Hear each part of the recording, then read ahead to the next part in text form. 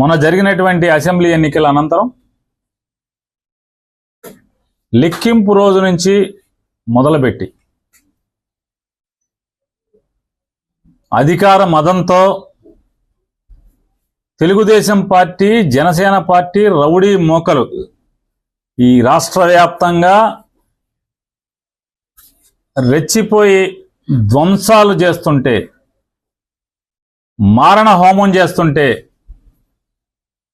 ఏ నియోజకవర్గానికి ఆ నియోజకవర్గం ఎమ్మెల్యేలు గెలిచిన వారు ప్రోత్సహిస్తూ పైనుంచి చంద్రబాబు నాయుడు డీజీపీకి, ఎస్పీలకి కేసులు కట్టబాకండి, మా కార్యకర్తలు చేసేటువంటి ధ్వంసాన్ని మీరు విట్నెస్గా చూస్తూ ఉండండి తప్పితే మా వాళ్ళని ఎక్కడ ఆపటానికి వీల్లేదు, మీరు పోలీసు ఉద్యోగం చేయటానికి వీల్లేదు అని చెప్పని వాళ్ళ పోలీసులు చేతులు కట్టి ఈ ధ్వంసరచన చేస్తున్నాడు.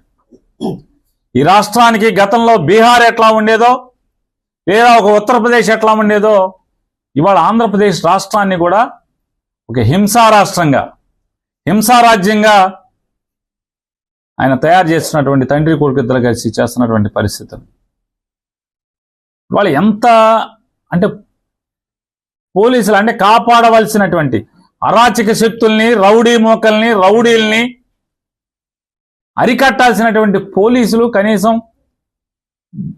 దారుణంగా గ్రామాల్లో, పట్టణాల్లో మర్డర్ కేసు ముద్దాయిలు, రౌడీ షీటర్స్ అందరూ కూడా స్థానిక సిఐల్ని, డిఎస్పీలని ఎరా ఉద్యోగం చేయాలని లేదా, ఉంటావరా నువ్వు ఎక్కడ అని మాట్లాడుతున్నా కూడా కనీసం అన్ని వీడియోలు ఉన్నాయి. ఇవన్నీ హైకోర్టుకి ఇవ్వబోతున్నాం, అన్ని వీడియోలు ఉన్నాయి. స్థానికంగా ఉన్నటువంటి సర్కిల్ ఇన్స్పెక్టర్ని, సబ్ ఇన్స్పెక్టర్ని, డిఎస్పీని, జిల్లాలో వివిధ ప్రాంతాల్లో జరిగిన ఇన్సిడెంట్లు, ఎరా ఉద్యోగం చేయరా, విఆర్కి వెళ్తావారా, విఆర్కి పంపిస్తా నిన్ను, అయితే కనీసం పోలీస్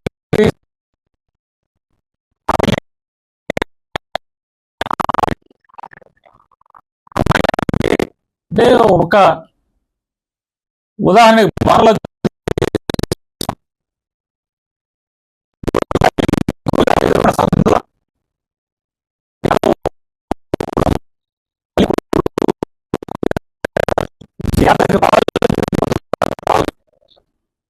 కొడుకు లేడు ఇంటి దగ్గర,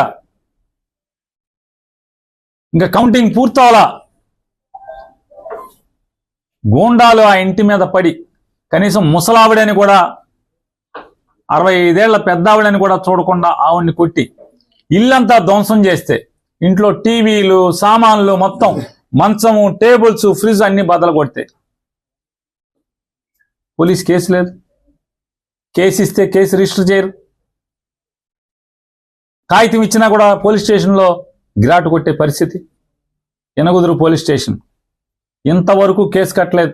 కంప్లైంట్ ఇచ్చినా కూడా ముద్దాయిలు డైరెక్ట్గా వైఎస్ఆర్ కాంగ్రెస్ పార్టీ వాళ్ళు పలకరిస్తాకెళ్ళి ఆ ఇంట్లో పగిలిపోయిన సామానికి కొనుక్కోమని డబ్బులు ఇస్తే, మేము వచ్చేసిన తర్వాత వెళ్ళి నువ్వెన్ని సామాన్లు వాళ్ళు కొనిచ్చినా సరే అన్ని బద్దలు కొడతామని చెప్పినా, పోలీస్ కంప్లైంట్ చేసినా, పోలీసులకు చెప్పినా నో పోలీస్, నో కేస్.